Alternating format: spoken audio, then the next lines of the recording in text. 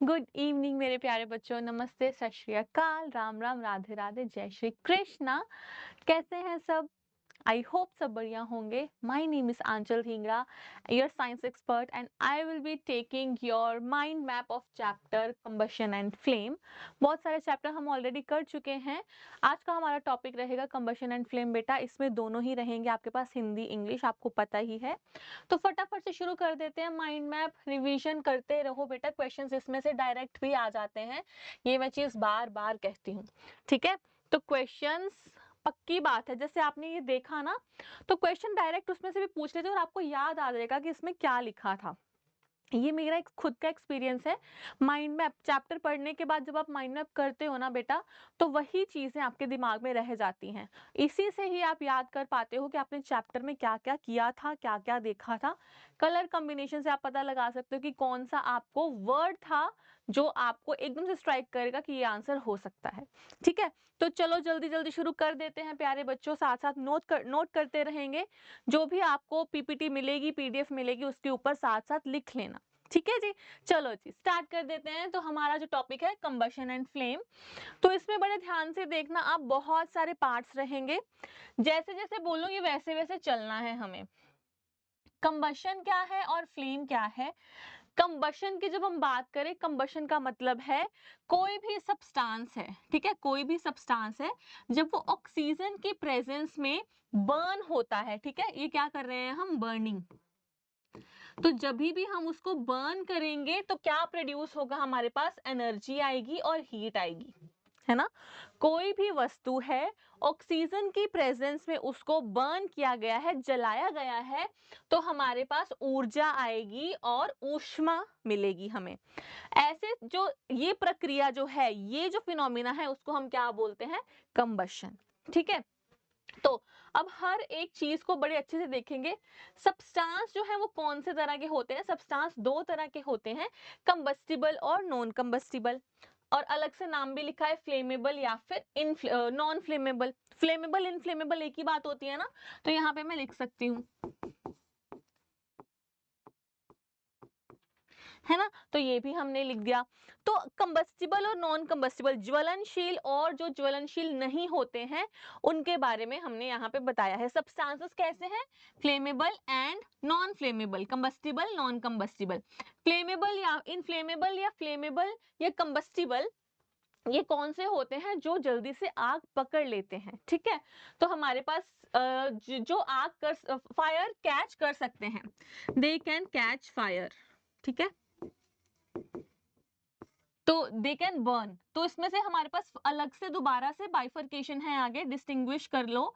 Solid, liquid, gas है उसमें।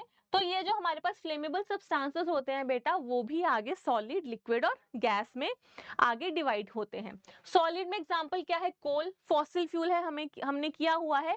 कोल भी क्या है? हमें एनर्जी देता है। जब हम उसको बर्न करेंगे तो उसमें से एनर्जी और हीट निकलेगी, तो वो भी एक तरह का कंबस्टिबल सब्सटेंस है। चलो नेक्स्ट है हमारे पास लिक्विड। लिक्विड की एग्जांपल आती है तो हम बात करते हैं एलपीजी की, लिक्विफाइड पेट्रोलियम गैस। ठीक है, गैस की बात करेंगे तो सीएनजी की बात आएगी, कंप्रेस्ड नेचुरल गैस। अब ये चीजें है क्या? क्या है जो ये सब्सटेंसेस की हम बात कर रहे हैं, वो सब्सटेंसेस दो तरह के हैं, कंबस्टिबल, नॉन कंबस्टिबल। आगे जो कंबस्टिबल है उनको क्या बोलते हैं? हम फ्यूल्स बोलते हैं। फ्यूल्स बोलते हैं। फ्यूल वही है, वो सब्सटेंस जो बर्न होके हमें एनर्जी और हीट देता है। आगे आइडियल फ्यूल कौन सा होता है? आइडियल फ्यूल मतलब जो परफेक्ट फ्यूल है, जो बहुत अच्छा फ्यूल है, वो कैसा होता है? उसकी जो कैरेक्टरिस्टिक्स क्या है? चीप होना चाहिए, सस्ता होना चाहिए, easy to store and transport, अच्छे से हम उसको स्टोर कर पाए, आसानी हो स्टोर करने में, उसका भंडारण करने में और उसको ट्रांसपोर्ट करने में एक जगह से दूसरी जगह। हाई कैलोरीफिक वैल्यू होनी चाहिए उसकी। हाई कैलोरीफिक वैल्यू मतलब ऊष्मीय मान उसका बहुत हाई होना चाहिए। कैलोरीफिक वैल्यू होता क्या है? The amount of heat released by a fuel on burning. 1 kilogram fuel, the amount of heat release by burning 1 kg of fuels in kilo joule. तो किलो जूल में कितनी एनर्जी, ये यहाँ पे लिखा है कैलोरीफिक वैल्यू।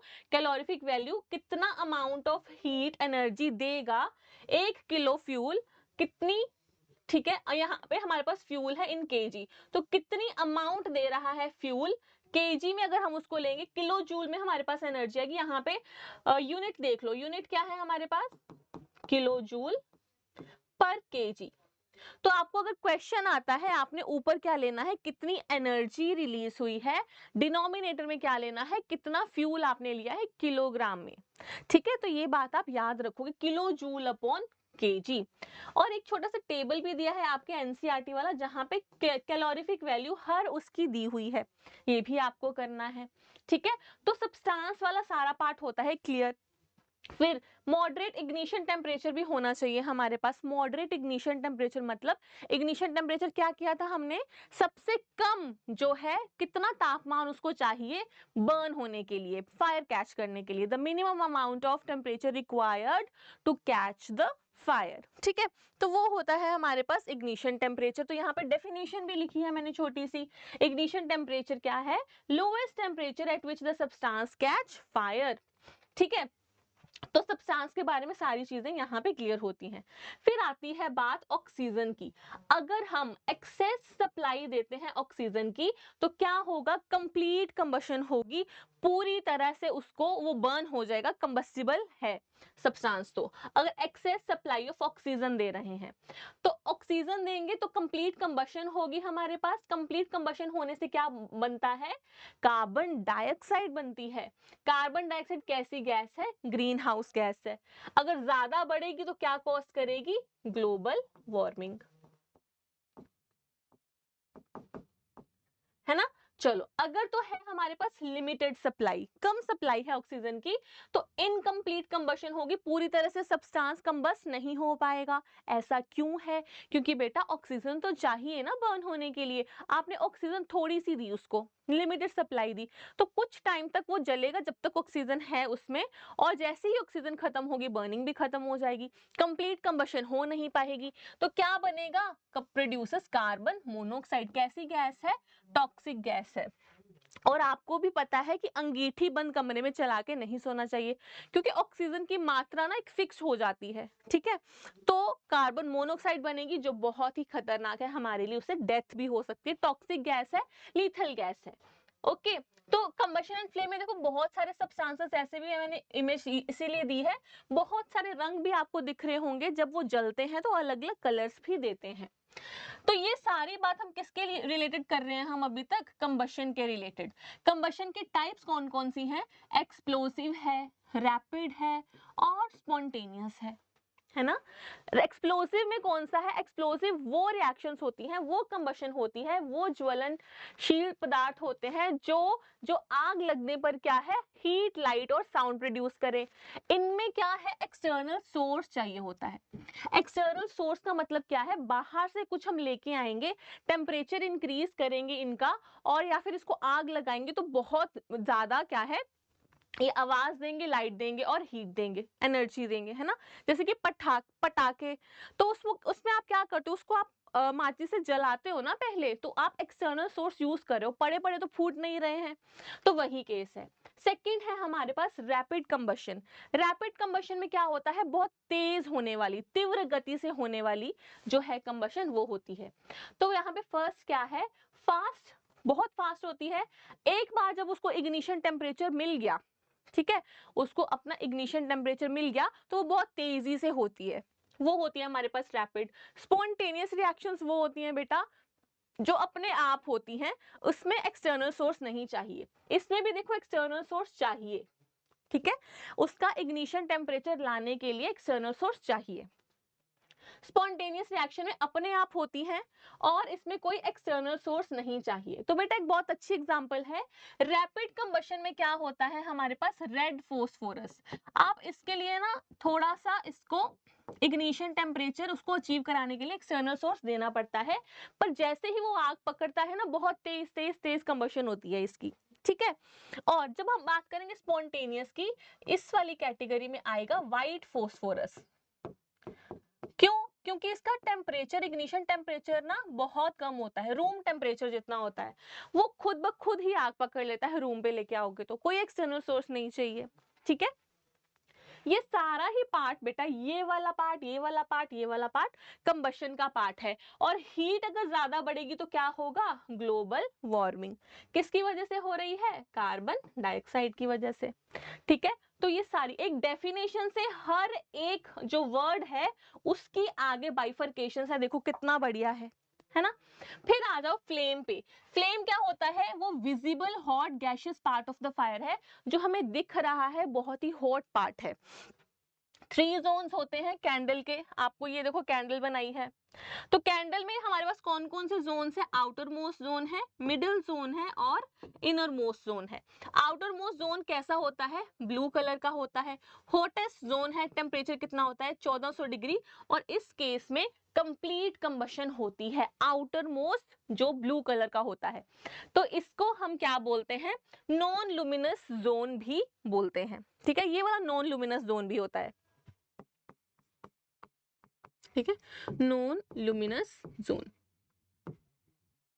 इसको बोलते हैं। ठीक है, फिर उसके बाद हमारे पास आता है मिडिल जोन, जो येलो कलर का होता है, लुमिनस जोन है, चमकदार है, मॉडरेटली हॉट है, ज्यादा टेम्परेचर नहीं है, 1200 डिग्री टेम्परेचर है, और partial combustion of wax particles होती हैं। तो मिडिल वाले पोर्शन में, येलो वाले पोर्शन में पूरी तरह से कंबशन नहीं होता है। ओके, इनर मोस्ट में ब्लैक कलर का है, डार्केस्ट जोन है, ये वाला पॉइंट यहाँ पे नहीं, काट दो। ठीक है, वो वहां पे आएगा। नो कंबशन, इसमें कोई कंबशन नहीं होती, अनबर्न्ड वैक्स पार्टिकल्स है, और 600 डिग्री तक टेम्परेचर होता है इस जोन का। फिर आता है हमारे पास फायर। फायर को लगाने के लिए 3 चीजें चाहिए, फायर ट्रायंगल बोलते हैं ना इसको, फायर ट्रायंगल। तो यहाँ पे देखो, इसके लिए क्या चाहिए? हीट चाहिए, ऑक्सीजन चाहिए और फ्यूल चाहिए। अगर जब तक ये तीनों चीजें नहीं हैं तब तक आग नहीं लगेगी। तो यहाँ पे तीनों चीजें होनी चाहिए। ये आपके पास डायग्राम बना है फायर ट्रायंगल का। एक्सटिंग्विश किससे करते हैं हम? या तो उसके लिए कार्बन डाइऑक्साइड चाहिए या फिर वाटर चाहिए, है ना, ये भी हमने पढ़ा है। तो ये कैसे एक्सटिंग्विश हो सकती है? या तो हम ब्रिंग डाउन करें, उसका इग्निशन टेम्परेचर कम करें। वो किससे हो सकता है? पानी और कार्बन डाइऑक्साइड से हो सकता है, पानी से मेजरली। या फिर कट ऑफ करें एयर सप्लाई की, कैसे? कार्बन डाइऑक्साइड वाला कोई भी सब्सटेंस जो कार्बन डाइऑक्साइड रिलीज कर रहा है उसके ऊपर आप डाल दोगे ना, तो क्या हो जाएगा? वो ऑक्सीजन की सप्लाई को कट कर देगी, क्योंकि वो एक ब्लैंकेट की तरह काम करेगी, कार्बन डाइऑक्साइड उसके ऊपर आएगी और ऑक्सीजन की सप्लाई को क्या है? कट कर देगी। ठीक है, तो ऐसे हम फायर को खत्म कर सकते हैं। देखो फ्यूल का जो रोल है ना, फ्यूल को हम नहीं रोक सकते, क्योंकि वो उसने एक बार आग पकड़ ली तो उसको तो हम नहीं लेके जा सकते ना बाहर। उसने तो आग पकड़ी है, उसको कम करने के लिए हम ऑक्सीजन या फिर हीट सप्लाई रिड्यूस कर सकते हैं, जिसके लिए पानी या फिर कार्बन डाइऑक्साइड है। इसीलिए यहाँ पे फ्यूल का कुछ भी नहीं लिखा है, ईंधन के बारे में कुछ भी नहीं लिखा है। ठीक है, तो ये है हमारा जो पार्ट था कंबशन एंड फ्लेम, सारा कुछ इसमें कवर हो चुका है, बहुत अच्छे से आप रिवाइज कर सकते हो। ओके, तो ये वाला जो टेबल है ये भी आप याद कर लेना। ठीक है, नेक्स्ट देखो हिंदी वाला पोर्शन। हिंदी वाले पोर्शन में भी वही है, दहन और ज्वाला। तो यहाँ पे दहन का मतलब क्या है, पहले तो ये समझ लेते हैं। पदार्थ है जो भी हमारे पास ऑक्सीजन की प्रेजेंस में ऊर्जा और गर्मी देता है, ऊष्मा देता है। पदार्थ कैसा होता है? दहनशील, गैर दहनशील, या फिर ज्वलनशील इसको बोलते हैं, या फिर गैर ज्वलनशील। तीन प्रकार का हो सकता है, ठोस, तरल और गैस, जैसे कि कोयला, एलपीजी और सीएनजी। ये जो है ज्वलनशील पदार्थ है, इनको हम क्या बोलते हैं? ईंधन। और आदर्श ईंधन कैसा होता है? जो सस्ता होता है, स्टोर कर सकते हैं, स्टोर मतलब उसका भंडारण जो है वो बहुत आसानी से कर सकते हैं, परिवहन उसका बहुत आसान होना चाहिए, उच्च कैलोरी मान होना चाहिए, किलो जूल पर किलोग्राम, मध्यम प्रज्वलन तापमान होना चाहिए। मॉडरेट टेम्परेचर मतलब मध्य, मतलब ना ज्यादा हाई ना ज्यादा लो, ना ज्यादा उच्च ना कम। ऐसा क्यों होता है? बहुत हाई होगा तो आग नहीं पकड़ेगा जल्दी, बहुत कम होगा तो पड़ा पड़ा ही आग पकड़ लेगा, है ना। तो इसीलिए ये क्या है? मध्यम प्रज्वलन तापमान होना चाहिए इसका। तो यहाँ पे डेफिनेशन भी लिखी है मैंने। प्रज्वलन तापमान क्या होता है? वह न्यूनतम तापमान जिस पर पदार्थ आग पकड़ता है। ऊष्मीय मान क्या होता है? कितनी ऊष्मा की मात्रा किलो जूल में वो दे रहा है ईंधन 1 किलो ईंधन बर्न करने पर। ठीक है, उसको ईंधन की मात्रा कितनी लेंगे हम? किलोग्राम में। जैसे कि आपको बताया उसने 20,000 किलो जूल एनर्जी दे रहा है वो, और मात्रा कितनी ली है 5 केजी। तो अगर कैलोरीफिक वैल्यू पूछे आपको, ऊष्मीय मान पूछे, तो कितना आ जाएगा 20,000 डिवाइडेड बाय 5, ठीक है 4000 आ जाएगा किलो जूल पर केजी, ये होगा, ठीक है किलो जूल पर केजी ये होगा। अब उसके बाद ऑक्सीजन का क्या रोल है, अगर तो अतिरिक्त आपूर्ति है उसकी तो पूर्ण दहन होगा, पूर्ण दहन होगा तो कार्बन डाइऑक्साइड निकलेगी जो कैसी है, ग्रीन हाउस गैस है, जो ग्लोबल वार्मिंग कराती है। ग्लोबल वार्मिंग आपको मैंने बहुत बार समझा दिया है ऑलरेडी, है ना। तो नेक्स्ट देखो, सीमित आपूर्ति अगर हो उसके बाद तो अपूर्ण दहन होता है, कार्बन मोनोऑक्साइड बनती है उस केस में, और वो कैसी गैस है, विषैली गैस है, बहुत टॉक्सिक गैस है। तो ये सारा ही पार्ट है इसका, दहन का है। दहन के प्रकार क्या होती हैं, विस्फोटक, तीव्र दहन और स्वतः स्फूर्त दहन। इसमें क्या क्या है, जब हम बात करते हैं विस्फोटक की, तो गर्मी, प्रकाश और ध्वनि उत्पन्न करती है, ये भी आपको याद रखना पड़ेगा, ठीक है। और आरंभ करने के लिए इसको बाह्य स्रोत की आवश्यकता है, बाह्य स्रोत की आवश्यकता है इसको, ठीक है। इसमें भी बाहरी स्रोत की आवश्यकता होती है, तेजी से होती है, पर इसको इग्नाइट करने के लिए, पहले आग लगाने के लिए थोड़ा सा इसको एक्सटर्नल सोर्स देना पड़ता है, बाहरी स्रोत देना पड़ता है। स्वयं घटित होती हैं ये, और किसी बाहरी स्रोत की आवश्यकता नहीं है, क्योंकि प्रज्वलन तापमान ही बहुत कम होता है इसके, जो ईंधन हम इसमें ले रहे हैं, ठीक है। चलो नेक्स्ट देखो, आग, ज्वाला की अगर हम बात करें, ठीक है, तो यहाँ पे जब हम बात करेंगे तो इसके लिए 3 चीजें चाहिए आग लगने के लिए, गर्मी, ईंधन या फिर ऑक्सीजन। कैसे बुझा सकते हैं, कार्बन डाइऑक्साइड और वाटर से, ठीक है। जब हम बात करेंगे तो बुझाने के लिए कार्बन डाइऑक्साइड का क्या रोल है, ऑक्सीजन की कटौती करती है कार्बन डाइऑक्साइड, ठीक है, और ये पानी जो है उसका प्रज्वलन तापमान कम करने में सहायक होता है, ठीक है। अब ज्वाला की बात करें हम, तो यहाँ पे बात देखो, ज्वाला की बात करेंगे, आग का दृश्यमान गर्म और गैसीय भाग होता है। ये 3 क्षेत्र होते हैं इसके, सबसे बाहरी क्षेत्र आउटर वाला नीले रंग का होता है, सबसे गर्म क्षेत्र होता है, 1400 डिग्री सेल्सियस टेम्परेचर होता है, यहाँ पे तापमान होता है, और ये कैसा है, दहनपूर्ण है। मध्य क्षेत्र पीला होता है, प्रकाशमान क्षेत्र होता है, मध्यम गर्म होता है, ज्यादा गर्म नहीं होता, 1200 डिग्री इसका टेम्परेचर होता है, मोम कणों का आंशिक दहन होता है यहाँ।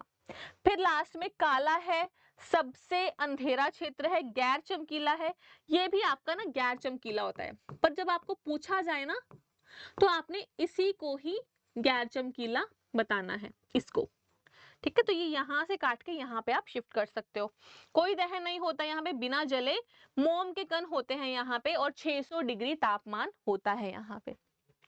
और ये आपका जो फायर ट्रायंगल है ये बना हुआ है, ठीक है, ये भी आपको करना है। जो कैंडल के जो 3 पार्ट्स होते हैं जो मैंने यहाँ पे बनाए हैं ये सब, और ये टेबल जो है ना बेटा, ये भी आपको याद करना है, इसमें से ना क्वेश्चंस आते हैं, ठीक है। बहुत आसान चैप्टर था, हमने ऑलरेडी ये कर लिया है चैप्टर, ये आपकी रिवीजन के लिए बहुत अच्छा रहेगा। तो विद दिस खत्म करते हैं आज का टॉपिक।